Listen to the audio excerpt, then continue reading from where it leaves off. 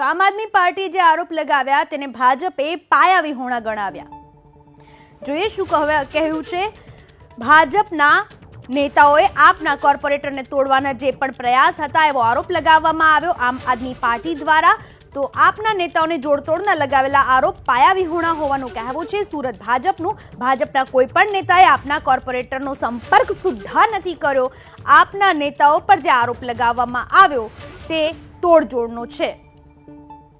આમ આદમી પાર્ટી આરોપ લગાવ્યો છે કે તેમના કોર્પોરેટરને તોડવાની વાત ભાજપ કરી રહી છે। પૂર્વ મેયર જગદીશભાઈ પટેલ આપણી સાથે મોજૂદ છે। સાહેબ, શું પ્રતિક્રિયા? મને એવું લાગે છે કે તદ્દન જૂઠના પાયા ઉપર જે પાર્ટીની રચના થઈ છે એ પાર્ટી પાસે આ સિવાય બીજી શું અપેક્ષા હોય। હું ખાલી એટલી સ્પષ્ટતા કરું છું કે 2/3 કરતાં વધુ ફૂલ્લી કમ્ફર્ટેબલ મેજોરિટી સાથે સતત 6ઠ્ઠી વાર ભારતીય જનતા પાર્ટી જનતાના સમર્થન સાથે સુરત મહાનગરપાલિકામાં શાસક પક્ષ તરીકે ચૂંટાઈ છે। ગત ટર્મ કરતાંય વધારે જ્યારે બેઠકો સાથે ભારતીય જનતા પાર્ટી વ્યવસ્થામાં છે ત્યારે એણે આવું કશું જ કરવાની જરૂર નથી।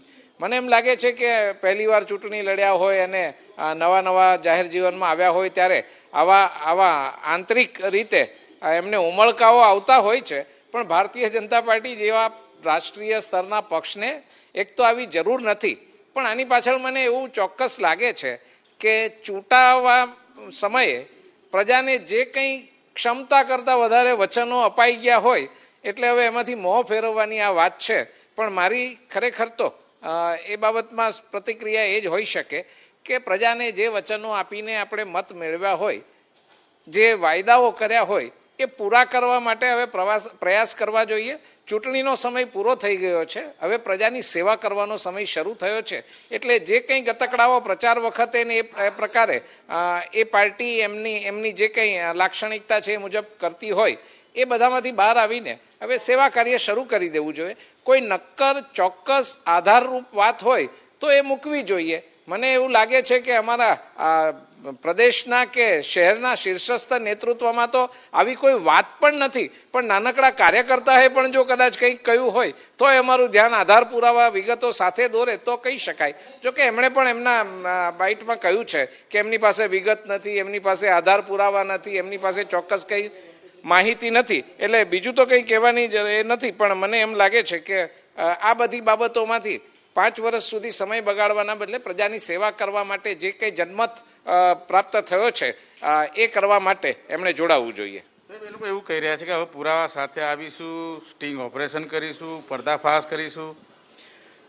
કરે ત્યારે હું એની પ્રતિક્રિયા આપીશ। મને એવું લાગે છે કે એવું કંઈ છે નહીં, બનશે નહીં, અને ભારતીય જનતા પાર્ટીએ એવું કરવાની કંઈ જરૂર નથી। આની જે કંઈ પણ ક્ષમતા હોય એ ક્ષમતા જે સ્તરેથી હોય ત્યાંથી તો આવી કોઈ હલચલ પણ નથી ને જરૂર પણ નથી। એટલે છતાં કંઈ આવું હોય ને અનઓથોરાઇઝ કોઈ અંદર એ લોકોના જ માણસો આવા કંઈ ભ્રમ ફેલાવતા હોય તો મને ખબર નથી। અચાનક આ રીતે આરોપ લગાવવા પાછળનો શું મકસદ હોઈ શકે? એ એમની કાર્યશૈલી છે। તમે દિલ્હી જુઓ કે બીજે ક્યાંય પણ જુઓ તો એમની કાર્યશૈલી આ હોય। આપણે કેમ એક પથ્થર મારીને ફેંકીને ભાગી જવાનું એના જેવું છે। એની પાછળ બીજી કોઈ જવાબદારી લેવાની કે એ એક પ્રકારની કોઈ એમની લાક્ષણિકતા નથી। એટલે જો તમે એમાં કોઈ બેઝ કંઈ પણ પ્રકારનું બેકગ્રાઉન્ડ એવું કશું જ હોતું નથી। એમની આ એક એમના શીર્ષસ્થ નેતૃત્વથી શરૂ કરીને કાર્યકર્તાઓ સુધીની આ કાર્યશૈલી રહી છે।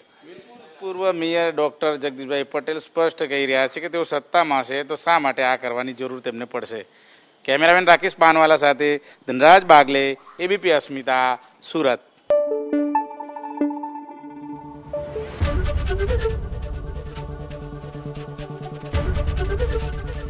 એબીપી અસ્મિતા, ગુજરાતની અસ્મિતા।